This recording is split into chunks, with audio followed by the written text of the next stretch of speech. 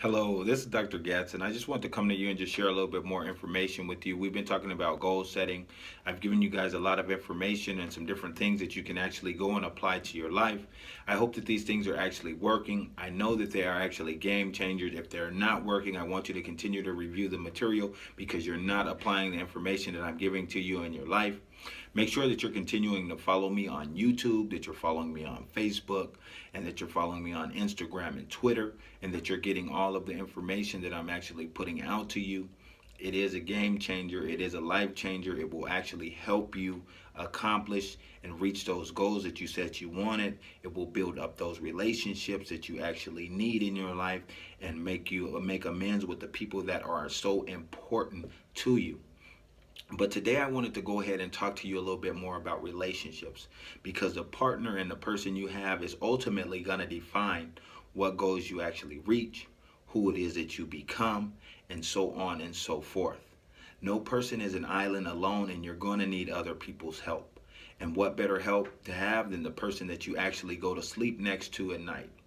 So, this being said, there are some rules that actually need to govern you in that relationship. And when these rules do not govern you in that relationship, that is when that relationship is no longer going to be a relationship. I don't care if you guys are living in the same house. I don't care if you're attending the same school. I don't care if you work in the same profession. I don't care if you have the same job, and so on and so forth. All of that is not important if these rules that I'm going to give you are not in place and you're not doing the things that you need to do in order to continue to keep that relationship healthy. Once a relationship becomes sick and becomes ill, it is extremely difficult for that relationship to return and become healthy again. It is almost impossible without some lapse in time, some separation, and some break. And then there may be a chance for that relationship actually to come back and actually get back on task. But actually, the chance of that actually happening is slim to none. So, the first thing that needs to be established in any relationship is respect. Respect. You got to make sure that you respect your partner and that your partner actually respects you. If there is no respect, there is no relationship or no start of a relationship or no start of no friendship or so on and so forth. So you got to make sure that you're listening to what it is that that other person is conveying to you, the information that they're giving you, and that you're actually understanding that. And then you actually have to make sure that your voice is actually being heard in that relationship and that the person is hearing you and that they are respecting you. The whole thing is a lot of times a lot of arguments and a lot of people get things confused in relationships for the simple fact is that they believe that a person is not respecting them if they don't carry out and agree and do the things that actually that person wants them to do based on whatever situation it is. That is not the case of respect or being disrespected. The case of being respected or disrespected is if you tell somebody something and then they hear you and then you guys come together and you actually negotiate as a partnership what it is that you're going to do and how it is that you're going to meet the needs of both people in this relationship. The other two important things is trust and support. That person has to respect you, but not only just respect you, that person actually has to also trust you and they have to give you support.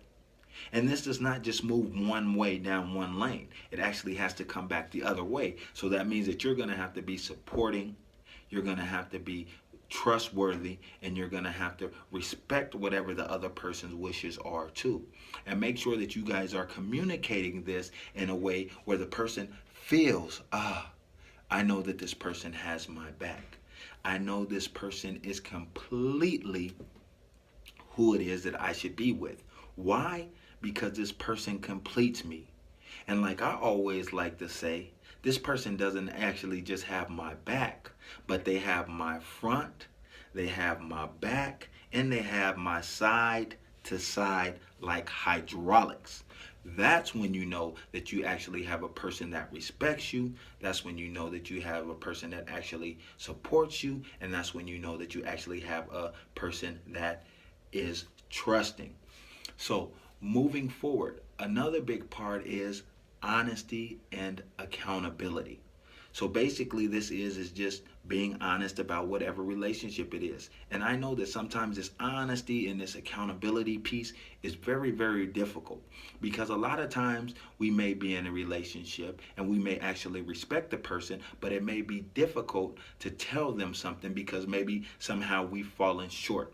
Somehow we've created a situation, or we've done something, or we've been somewhere that we know that we actually, in looking back hindsight, we shouldn't have been. And then sometimes we actually know, even without looking hindsight, that we shouldn't have been there. But for whatever reason, we decided to make that choice. And now what it is we have to be open and we got to be honest with our partners in order to keep this relationship healthy. Now, there is a chance. I know a lot of you, what happens is this fear factor, and this fear piece goes into place because a lot of you say, okay, well, if I tell him or her that I did this, then what are the repercussions going to be? Is this person going to reject me and push me away?